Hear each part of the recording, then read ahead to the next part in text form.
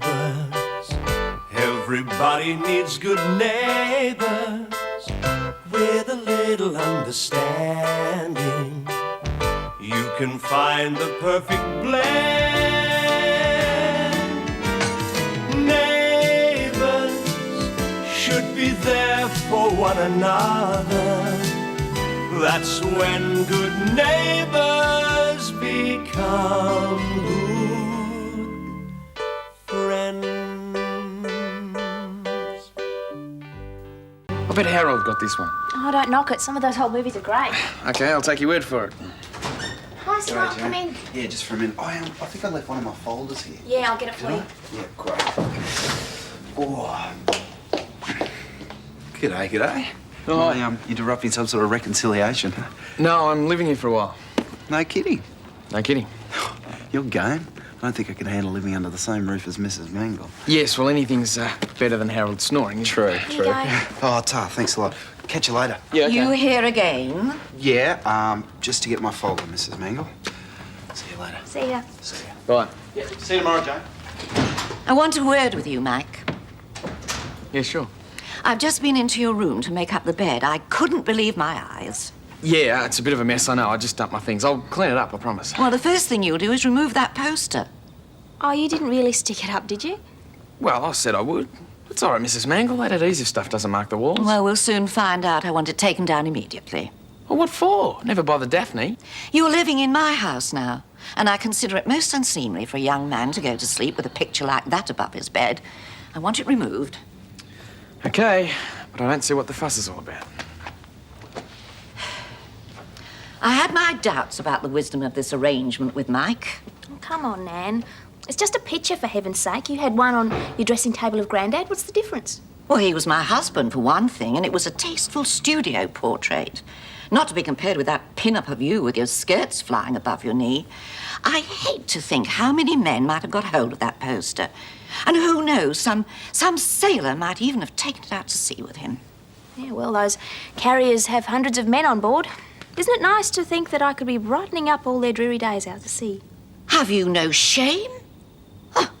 If I thought you were thinking like that, I would never have allowed Mike to move in here. Nan, I was just teasing. You have such antiquated ideas. Well, there's nothing antiquated about moral responsibility. Oh, I should never have let you talk me into letting Mike stay here. Two young people full of red-blooded hormones thrown together under the same roof. It's a dangerous situation, very dangerous indeed. Oh, I miss you, little mate. At least you'll have some uninterrupted sleep. What if he forgets I'm his father? Should take a photograph of me and show him every day. I was going to take a photo anyway, so I don't forget. Really? Des, stop worrying. You'll be at Dad's place as much as you can. Exactly. Running the bank, running backwards and forwards all over the countryside. I hope you realise what a pressure this is going to put on you, Desmond. Mum, Dad's father is very sick and he's all alone. Yes, well, he's only got himself to blame. Daphne has a family of her own now. That should come first. Hey, just stay out of it. It's our decision. Eileen, would you mind turning the page for me, please? Certainly. Yes, well, it's a decision that affects a lot of other people. Eileen, I've read that you've turned the wrong page, Oh, please. I'm sorry. Thank you. Daphne is giving up her husband for a father who doesn't care tuppence for her. At the moment, Dad needs me more than Des. We have the rest of our lives to spend together. This is the last chance I'll have to spend time with my father. Yes, well, I'm sure that's very admirable. And I am looking forward to taking care of Harold and Desmond. And you can be assured that your house will be kept as shiny as a new pin. I can always rely on you, Eileen. Now, what about that cup of tea? If you just put it on my lap, please, Eileen. Sorry, Harold. Here we are. There we are. Thank you. Now, we'll get rid of this. We don't need No, this. no, it's all right. I can I'll handle help this. you. Eileen, No, I don't, can no, handle don't. it. This is what we'll watch. You're not going to make me sit through that. Yes, I am. To get you back for all those deep and meaningful drearies you made me sit through. What, the uni films? You didn't say they were dreary. Well, I didn't want to destroy your pseudo-intellectual image, did I? Anyway, the films weren't half as bad as the dissection afterwards. Yeah, well, I guess we were a bit full of ourselves, weren't we? Were you ever? So now I'm getting my own back. And when the movie's finished, I'm going to give a dissertation on movies and their entertainment value. Now, this was on telly the other night and I missed it. Oh, yeah, so did I. That's why I taped it. Oh, okay. But you have to promise to watch the other one with me tomorrow night. Yeah, well, by then I might have some urgent, pressing engagement, mightn't I? Oh, Nan, you look like you're ready for bed. I'm feeling a little weary. Maybe we should all have an early night. Not this early. Nan, we're about to watch a video. I promise to keep the sound down so it won't disturb you. You needn't bother. I'll watch it with you. Well, Nan, I don't think you'll like it. It's a rock movie. In that case, I'll definitely watch it. It might get rid of some of my antiquated ideas. Can you give me something I can cruise to?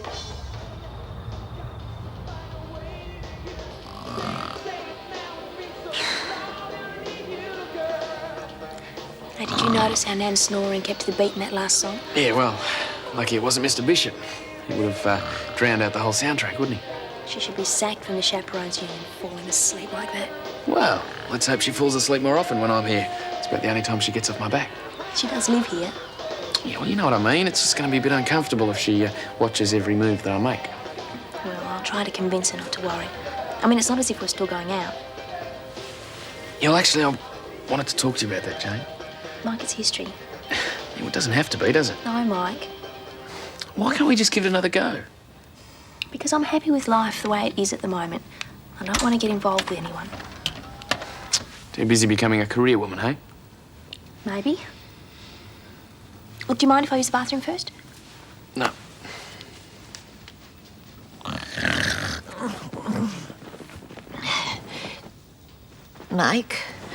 Mike Young, what are you doing here? What's been going on? Well, nothing's been going on, Mrs. Mangle. Nothing at all.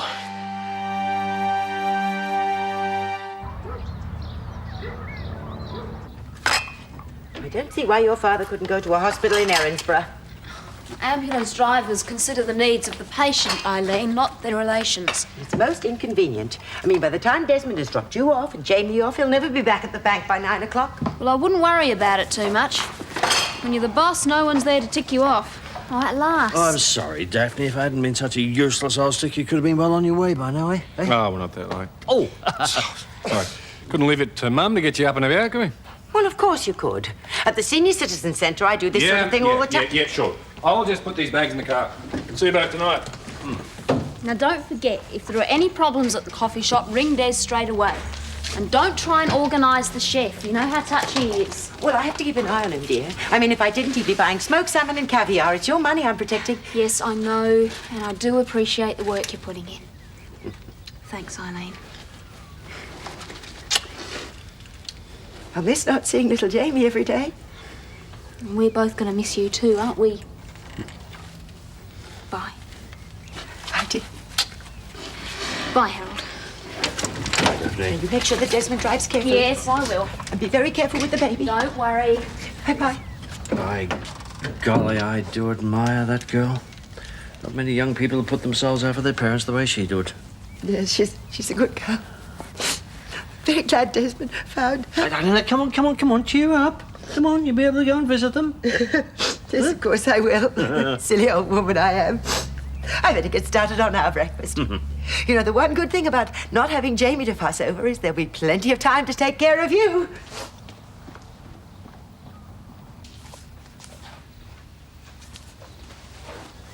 Know you kept a diary?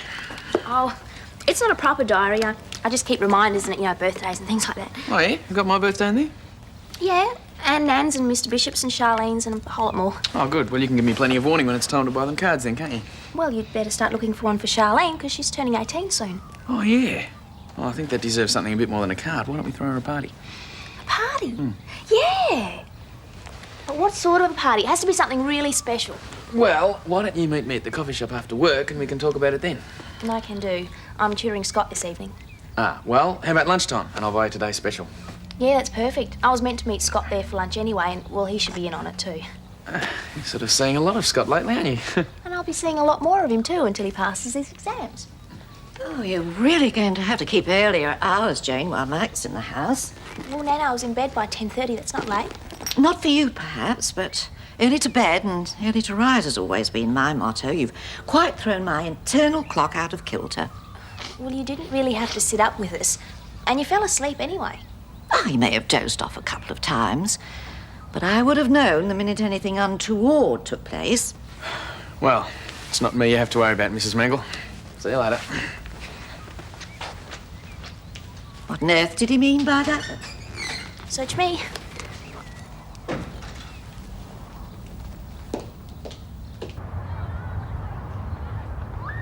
Sorry if I've cut you out, mate. But you know how it is. Can't resist me. Go for your life, Henry. What are you trying to do to my figure? Absolutely nothing. It's perfect. If we go halves, it can't hurt too much. Oh, well, it does look good. I'll just have to do 3 classes in quick succession. And what sort of classes? Aerobics. Oh, you're into all that sort of stuff. I've just finished training as a gym instructor. Well, you must be fit. Want to race around Lassiter's? No, thanks. What are you doing staying here, anyway? Just having a holiday. Yeah? Not the sort of place I'd go. I'd like to go on one of those sailing trips around the Barrier Reef. Well, I saw some of the Lassiter's posters back home in Newcastle. Look pretty good. Not many young people stay here, though. Guess it'll be up to me to keep you entertained. I think I could probably cope with that. All part of the Lassiter's service? But hang on, you know the Clarks, don't you? You were talking about them yesterday. No, my bank manager told me to see Des Clark if I needed any money transfer. Hello, Michael. Clark? Is Nell Mangle treating you all right? Yeah, she's okay. Just don't forget what your real home is. If you ever want lemon chicken, you just say the word. I make it just as well as Daphne. Thanks, Mrs. Clark, but shouldn't you stick to vegetarian while Harold's staying there? That man can starve. That man can starve for all I care. Now, is the assistant chef on duty yet? Yes, he's out the back slaving away. The menu looks good. Seafood crepes? I told him prawns were too expensive at this time of the year. I'll have a word with him. No, don't say anything to Mrs. Clark. You don't want to upset him. I'd like to talk to you about the cost factor here. Thank you. Here, I'll take that. No, you can't. Come on, Daphne. Well, let me push Jim then. Jamie. Let's go into the house just yet. I'm sick of being cooped up indoors. You should be resting. Well, later. I must have given you quite a fright yesterday, did I? You certainly did. Well, a bit of a stroll won't hurt. Come on. All right. But just let me know the minute you get tired. Yes. You're as much of a martinet as that Nurse Preston fella. You can grumble all you like. You're not getting rid of me easily. I don't want to get rid of you easily.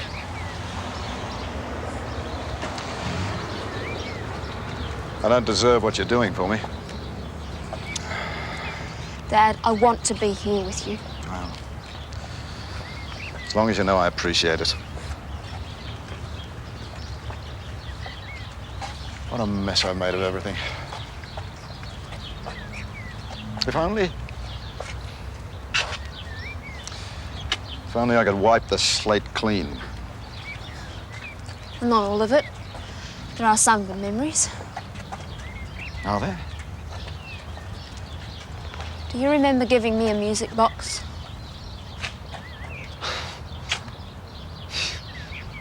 Yes, I do. I'd come home late from the office, as usual. You were already in bed, of course. I crept into your bedroom thinking that you were asleep, but suddenly you sat up and held your arms out to me. I gave you a cuddle, and then I opened that box. I can still see the look of wonder on your face when the doll started dancing. Couldn't take your eyes off it. You wouldn't let me close it, even though you were so tired you could hardly keep your eyes open. I dreamed about that ballerina.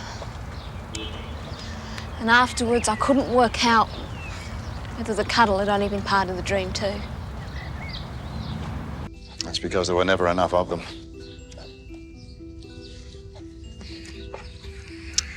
I made us both unhappy.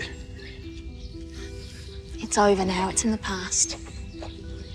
Well, there may not be much of a future. Dad. I love you.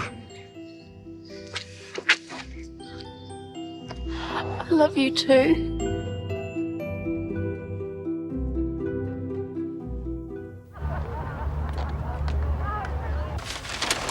Thanks, Larry. That's all fine. Just send that off to head office on the next courier run, if you would. I'm going to make a few phone calls to head office. Just make sure I'm not disturbed. Right. Can I help you? Was that Des Clark you were talking to? Yes, this is the manager. I know. I'd like to see him, please. He's unavailable at the moment. Perhaps I can help. I'd like to open an account. Well, I can do that for you. What type? Savings, current, investment? Thanks, but I'd rather talk to Mr. Clark. Okay. It could be a bit of a wait. That's fine. Not in a hurry. You take a seat then. I'll let you know as soon as he's free. I still don't get what the big deal about maths is anyway. I want to be a journalist, not an accountant. All-round education, I suppose. Yeah, well, if it wasn't for Jane, I could have missed out on the career I want, all because of a subject that I'll never use. So you think Jane's been a good help then? No, is she ever? She's great. Everything makes sense when she explains it. Hi, sorry I'm late. Oh, g'day. Do you want to grab a table? Come on. Jane, I hate to do this to you, but I've got trigonometry this afternoon, and I still can't get the hang of that problem. Oh, it's okay. We'll go over it again once we've eaten. Oh, great. And lunch is my shout. I just wanted to say thanks for all the help that you've given me. Hey, don't be silly. Look, I know you can't afford it, and we're friends, right? I'm glad to help. So, we're going to talk about Charlene's birthday, or are you too busy with your maths tutoring to remember that she's got one? And how could I forget? I just haven't got enough money to get her a decent present. Well, Mike and I thought we might throw a party for her. Yeah, well, great idea. Yeah. I mean, if we all chip in, it won't cost much. Yeah, and I could talk to Madge and Henry about it. All right, good. Man, it's too much. You think he would welcome my help? Mrs. Clark, he's a trained chef. He knows what he's doing. Ideas are far too grandiose for a coffee shop. Why don't you just leave him to it and stop interfering? Interfering? Me? Whatever gave you such a thought? Sorry, we'll have to finish our discussion on Charlene's birthday later on. I'm too busy trying to keep the peace around here. It's bugging you. It's me. No. Harold! Where are you, you big palooka? Henry, I'm out the back here.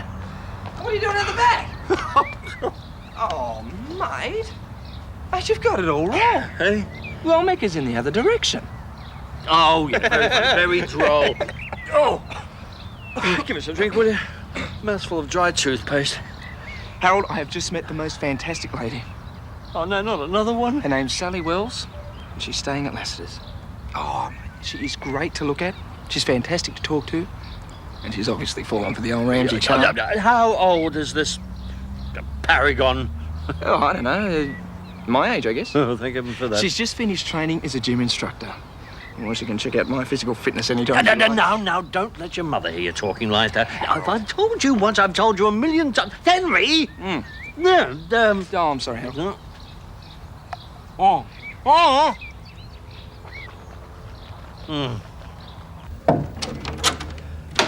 Miss Wells, Mr. Clark. Thanks, Larry. G'day. Sorry about the long wait. Now, what can I do for you?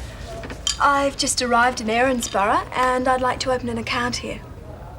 Well, Larry could have done that for you, saved you all this wasted time. So he told me, but I think it's important to get to know your bank manager. It's not a bad idea. Where are you from? Newcastle. A job transfer. Not exactly. I was hoping to find work in the area. Well, I'll just have to take down some details. Come in. Sorry to interrupt, Des. Your mother's on the phone. Says it's urgent. All right, just put her through. Okay. Sorry about this. It's probably only a storm in a teacup. Listen, Mum, I've got somebody with me, so just keep it brief. Desmond, I am at my wit's end. The chef has walked out. I told you to treat him with kid gloves. I don't know why you're assuming it was my fault. Because I know what you'll like. Oh, Mum, why couldn't you have just stayed out of the kitchen and let him do his cooking in peace? Well, never mind that. I need help, Desmond. I've got an enormous sandwich order to put together for Johnson's, and I can't possibly do that and organise lunches here at the same time. Yeah, all right, just calm down. Just leave it with me. It's probably all for the best. He didn't fit in well here at all, you know. Bit more than a storm in a teacup? Sorry, but I couldn't help overhearing. My wife owns the coffee shop at Lassiter's. Mum's running it for her while she's away. Only the chef has walked out. Where I'm going to find a replacement in a hurry, I don't know. How about me? Well, I've just finished a catering course and I've been working in restaurants for years. I told you I was looking for a job. It's an amazing coincidence. Isn't it?